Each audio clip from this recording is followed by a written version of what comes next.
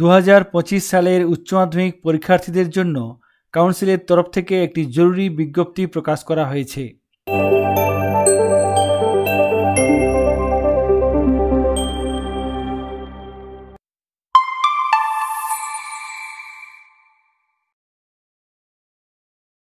গতকাল 7ই মে উচ্চ মাধ্যমিক পরীক্ষার ফলাফল প্রকাশিত হয়েছে। ছাত্রছাত্রীরা আজকে বিদ্যালয় থেকে তাদের মার্কশিট এবং সার্টিফিকেট হাতে পাবে। অনেকের ক্ষেত্রে দেখা যাবে পরীক্ষার 9/2 রেগুলেশন অনুসারে কোনো একটি সাবজেক্টে ফেল করে যাওয়ার পরেও কোনো একজন ক্যান্ডিডেট পাস করে গেছে, কিন্তু কোনো একজন ক্যান্ডিডেট যদি চায় তার রেজাল্ট সারেন্ডার করতে পারবে। রেজাল্ট সারেন্ডার সংক্রান্ত বিষয়ের নিয়মের পরিবর্তন হয়েছে। কাউন্সিলের তরফ থেকে সেই সংক্রান্ত ব্যাপারে নোটিফিকেশন দেওয়া হয়েছে। এখানে দেখুন, কাউন্সিলের তরফ থেকে গত 7ই মে 2025 তারিখে একটি নোটিফিকেশন জারি করা হয়েছে। যদিও এই নোটিফিকেশন পোর্টালে আজকে আপলোড করা হয়েছে। এই নোটিফিকেশনের বিষয়বস্তু হলো রেজাল্ট সারেন্ডার। এই নোটিফিকেশনে বলা হয়েছে 2006 সালের এক্সাম রেগুলেশনের ভিত্তিতে 9/2 বিধি অনুসারে কোনো একজন ক্যান্ডিডেট তার উচ্চ মাধ্যমিক পরীক্ষার রেজাল্ট সারেন্ডার করতে পারবে। পরীক্ষার্থীরা তাদের উচ্চ মাধ্যমিক পরীক্ষার রেজাল্ট 8ই মে 2025 থেকে শুরু করে 7ই জুন 2025 পর্যন্ত সময়ের মধ্যে সারেন্ডার করতে পারবে। তবে এক্ষেত্রে এই বছর সারেন্ডার করতে হবে কাউন্সিলের নির্দিষ্ট পোর্টালের মাধ্যমে। প্রথমে বিদ্যালয়কে এই সারেন্ডারের কাজটি করতে হবে।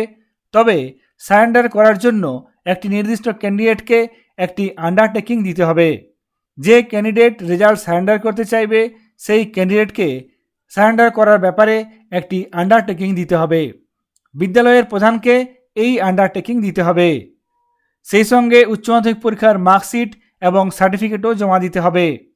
পরবর্তীকালে বিদ্যালয়কে নিজস্ব লগইন আইডি ব্যবহার করে সেই নির্দিষ্ট ক্যান্ডিডেটের রেজাল্টের সারেন্ডারের কাজটি করতে হবে। অনলাইন মাধ্যমে অ্যাপ্লিকেশনের কাজটি হয়ে গেলে 10 দিনের মধ্যে কাউন্সিলের নির্দিষ্ট রিজিওনাল অফিসে গিয়ে সমস্ত কাগজপত্র জমা দিতে হবে। কি কি জমা দিতে হবে? সেই নির্দিষ্ট ক্যান্ডিডেটের আন্ডারটেকিং, সেই সঙ্গে মার্কশিট এবং সার্টিফিকেট। কাউন্সিলের নির্দিষ্ট রিজিওনাল অফিসে গিয়ে 10 দিনের মধ্যে, অনলাইন অ্যাপ্লিকেশন করার 10 দিনের মধ্যে কাউন্সিলের নির্দিষ্ট রিজিওনাল অফিসে গিয়ে জমা দিয়ে আসতে হবে।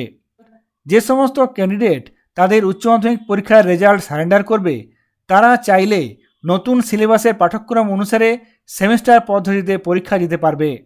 2025-26 শিক্ষাবর্ষে সেমিস্টার 3 ও সেমিস্টার 4 এর মাধ্যমে তারা উচ্চ মাধ্যমিক পরীক্ষা দিতে পারবে। অ্যানুয়াল সিস্টেম থেকে সেমিস্টার সিস্টেমে আসার জন্য কাউন্সিলের তরফ থেকে একটি নোটিফিকেশন দিয়ে জানানো হয়েছিল যে একটি অপশন ফর্ম ফিল আপ করতে হবে।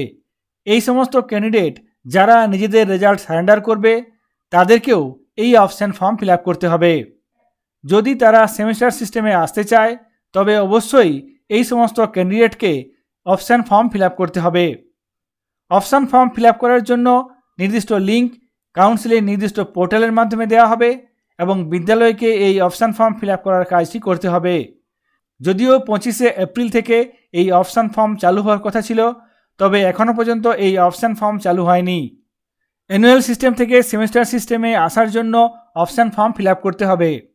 যে সমস্ত ক্যান্ডিডেট ক্লাস 11 থেকে 12-এ উঠেছে কিংবা আগে উচ্চ মাধ্যমিক পরীক্ষা দেওয়া হয়নি বা এই বছর ফেল করেছে বা রেজাল্ট সারেন্ডার করেছে, সেই সমস্ত ক্যান্ডিডেটরা অপশন ফর্ম ফিল আপ করে অ্যানুয়াল সিস্টেম থেকে সেমিস্টার সিস্টেমে আসতে পারবে। একটি নির্দিষ্ট অপশন ফর্ম ফিল আপ করার মাধ্যমে অ্যানুয়াল সিস্টেম থেকে সেমিস্টার সিস্টেমে আসা যাবে। অর্থাৎ এই বছর 2025 সালে রেজাল্ট সারেন্ডার প্রথমে অনলাইন মাধ্যমে বিদ্যালয়ের মাধ্যমে করতে হবে। তারপর সেই সমস্ত হার্ড কপি কাউন্সিলের নির্দিষ্ট রিজিওনাল অফিসে গিয়ে জমা দিয়ে আসতে হবে। উচ্চ মাধ্যমিক পরীক্ষার্থীরা 8ই মে 2025 থেকে শুরু করে 7ই জুন 2025 পর্যন্ত এই সময়ের মধ্যে তাদের উচ্চ মাধ্যমিক পরীক্ষার রেজাল্ট সারেন্ডার করতে পারবে। সারেন্ডার করার জন্য বিদ্যালয়ের প্রধানকে একটি আন্ডারটেকিং দিতে হবে, সেই সঙ্গে অরিজিনাল মার্কশিট এবং সার্টিফিকেট জমা দিতে হবে।